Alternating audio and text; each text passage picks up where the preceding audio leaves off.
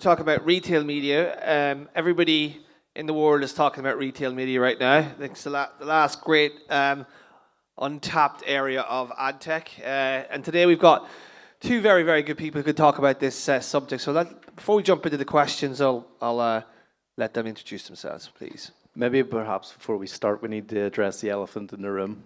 I'm not an elephant. Well, I am. The least diverse panel of the entire day. I would just stop. Would you stop? Listen. In fairness, listen. I'm a stand-in for Sanya Gupta, who's our head of client strategy. So she's much more smarter and articulate than me, and she'll definitely be here the next time. But unfortunately, she's sunning herself in Italy at the moment, so you'll have to do with a stand-in. Right, it is a fair point. It is very well. You've got two Irishmen, and Justin's going to do an American. Are you going to do? Are you going to translate? I mean, you for couldn't us? get more diverse than that. Like, It's like a setup for a bad joke. Two Irishmen and an American walk into a bar. yeah, that's a good. Well, I'll do a punchline at the end of it. I'll think about this joke during the whole thing, and then I'll give a joke at the end, right? So thanks, JJ. Oh, yeah. Did you actually introduce yourself, by the way? Not really. Right, go ahead. This panel's going well already. Yeah, go Justin. No, go ahead. So I'm JJ Sweat. I head up Carousel Media Group.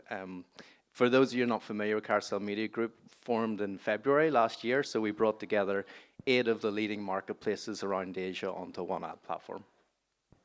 And I'm Justin, and I head up transformation for Wunderman Thompson. And like JJ, well, I could be replaced by our head of commerce probably, who's smarter and more direct and better at all of this.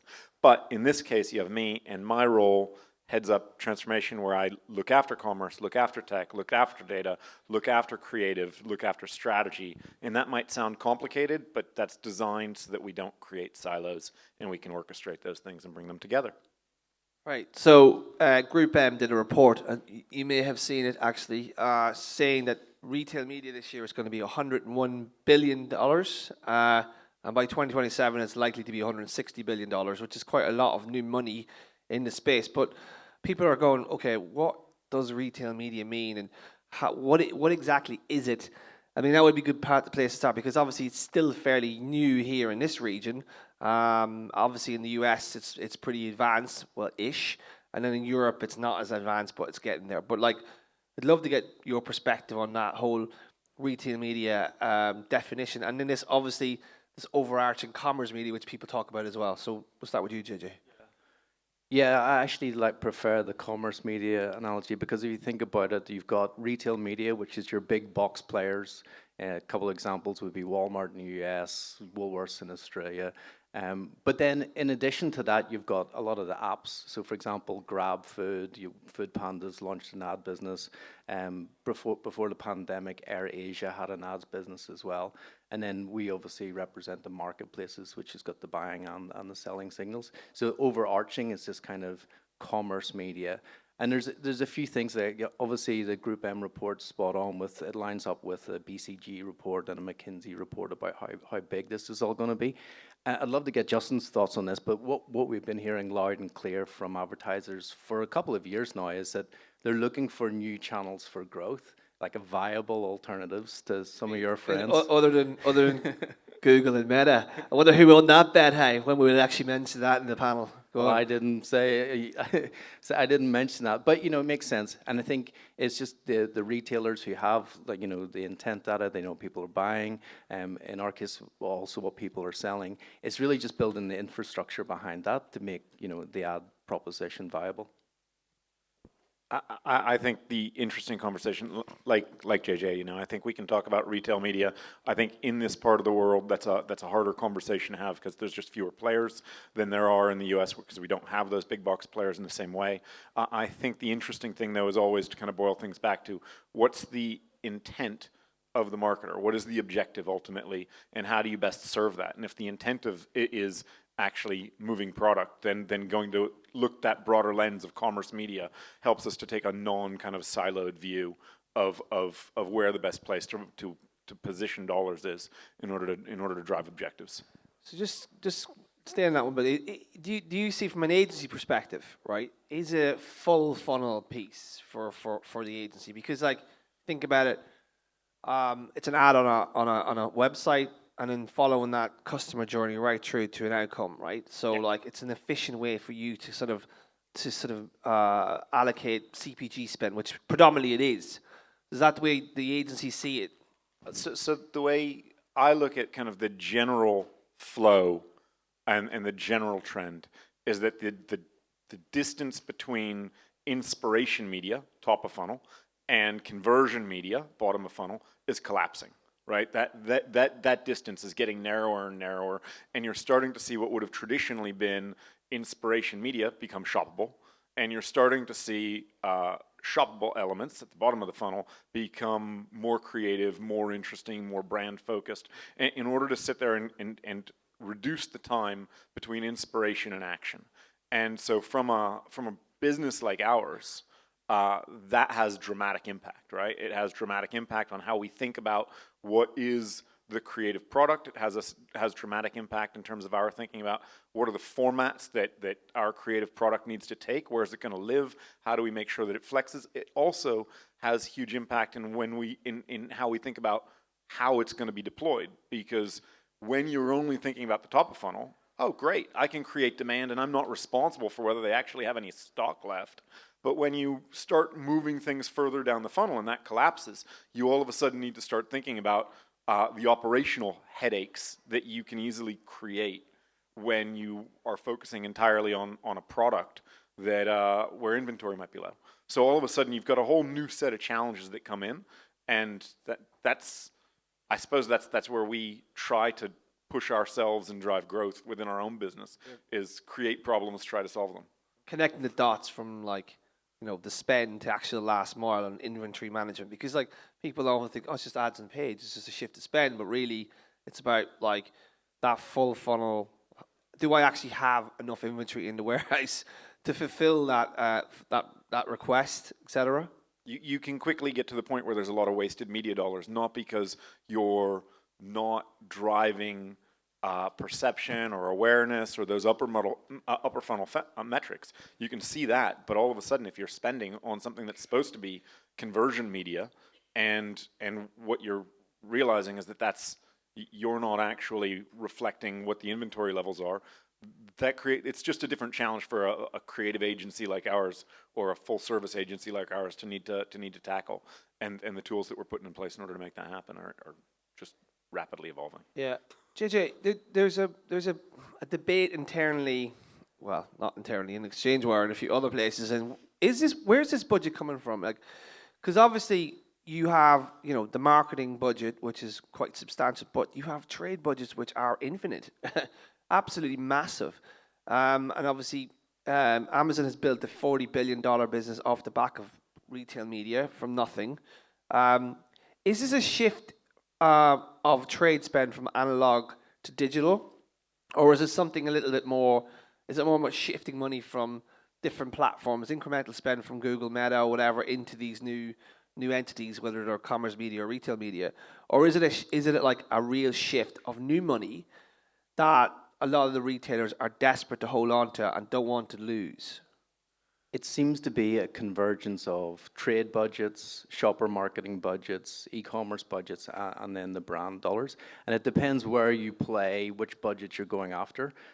Some operators are looking to take money away from the marketing dollars, so they're very good, and they've got a lot of trade and shopper marketing budgets that they're getting from the brands, but they would like to get some of that brand dollars. And then conversely, you know, the brand players are looking to jump in and get some of the shopper budgets.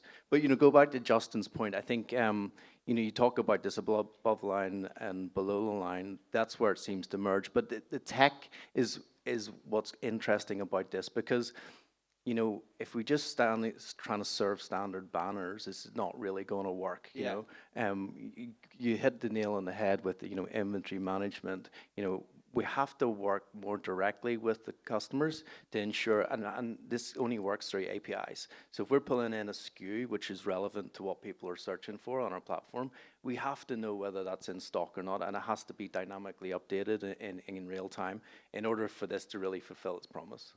So you don't think that, like, so there's a lot of ad tech companies that just like, this is the same as, you know, display advertising, like let's plug and play.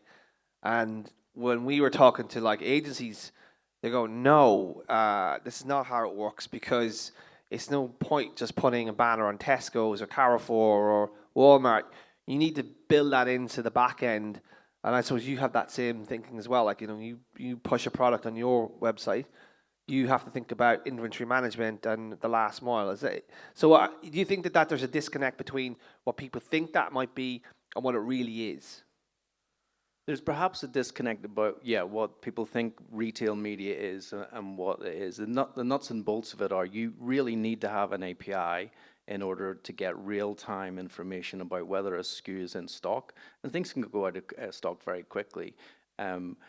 So we launched a product at the start of the year, and we didn't have that functionality fully fledged, and it didn't work that well. Luckily, the advertiser wasn't paying, but we learned very quickly that unless we can dynamically update things in real time, so the products that are out of stock don't get served to customers, it's going to be a really poor consumer experience, and the brand wasn't happy in that instance either. The attribution piece is interesting because I always feel that is the core of this, right? It's like, from an agency perspective, the measurement piece then around this is critical to making it work. Yeah, I mean, listen, I think attribution, when it comes down to this, at its most basic level, it's how many units actually shifted. But the key element to that, as you start collapsing the funnel, is to be able to look at each of the component parts and how they've actually contributed. And as that collapses, you get a much better ability to actually understand how different areas interoperate, what's driving performance, what's not, and we can be a lot smarter about that. But I also think that, to the point that the speakers just before us made, the ability to take that attribution model, to leverage AI against it, and to start looking at how do we actually optimize those ad units, how do we actually optimize retail/commerce media, that becomes a really interesting component where I think, we're at the beginning. JJ, is this going to be a walled garden thing, do you think? So just hear me out in this one. So I get the sense that a lot of the big players like Walmart and Tesco's will have their own direct sales teams, right? And maybe some incremental programmatic demand. But do you think, for all intents and purposes, this is very much a walled garden piece, right? So like, you guys will work on with your own first party data, or will it be an open ecosystem like the open web, or is there going to be like, we're not going to share our sales data into the bid stream, for instance? Because it just feels that is a key asset for a lot of these retailers, that they wouldn't want to share specific first party data into the ecosystem, and it very much will be like, Justin Going doing direct deals with, I don't know who the big retailers are in this region, but Woolies, for instance. I know they've just hired Robbie Hill from Google. Got paid a truckload of money to head down there to sort out Woolies' retail media piece. But will it be like those direct deals, like sort of IO sort of type deals, direct integrations, more bespoke stuff? Yeah, well, it depends on whether it's endemic or non-endemic brands that you're working with. So what I mean by that, like brands that are bought and sold on the platform. Yeah. It doesn't make a ton of sense to make the bid stream data available, because, even if it's a day old, so we're talking about this at the moment, about video. And so if someone's searching for a mobile phone, a day later, which is not a long period of time, we serve them a mobile phone. Things start to fall apart. Have they bought a phone? We don't know that information yet. So what we're building out is a new solution, actually, where someone goes through the client's website, they get to the phone, we can retarget them with a video ad, a shoppable video ad with the phone. But to go back to your question, non-endemic probably makes more sense, and I don't know where people are at. However, what we have found for brands that aren't bought and sold on our platform, so for example, financial services, the campaigns that have been most successful have been tapping into our kind of organic search anyway. So I'll give you an example. An insurance company we're working with came to us and said, hey, we want to drive leads. Normally we hide under the table when we get a brief from insurance companies. We ran standard banners, it's not going to work in a million years. So what we did, we looked at the top 3 keyword searches on our platform last month, which were iPhone 13, Brompton bikes. You may not be familiar with them, but they're You know Brompton bikes. A little yeah. kind of a, you carry it around like a suitcase, and then they turn into this motorcycle. Yes. You'd look good in one. Yeah, I've seen them. And Nintendo Wii. So they're top 3 items searched. So they put that up as a prize offer, and we're getting hundreds of leads a day. So going back to your question about whether or not it should be made available in the bid stream, it doesn't make a ton of sense for the actual keyword search terms. But if you're a marketplace and you've got buying and selling signals, you can start to slice the consumer up into quite granular sort of smaller cohorts. So for example, another FMCG brand we were working with, or CPG if you like, came to us and said, look, we want to target young parents, but we need to segment them into those who are just about to give birth to 9 months old, those are toddlers, etc. And you can use the buying and selling signals for that to determine those audiences. That is something that we could make available in the open market. That would make sense. How does an advertiser approach this space, Justin? What's your advice when they look at this retail media opportunity? Do you tell them, take a step back, don't buy into the hype? You have to get your structures right. Is it what do you say to them? Oh, listen.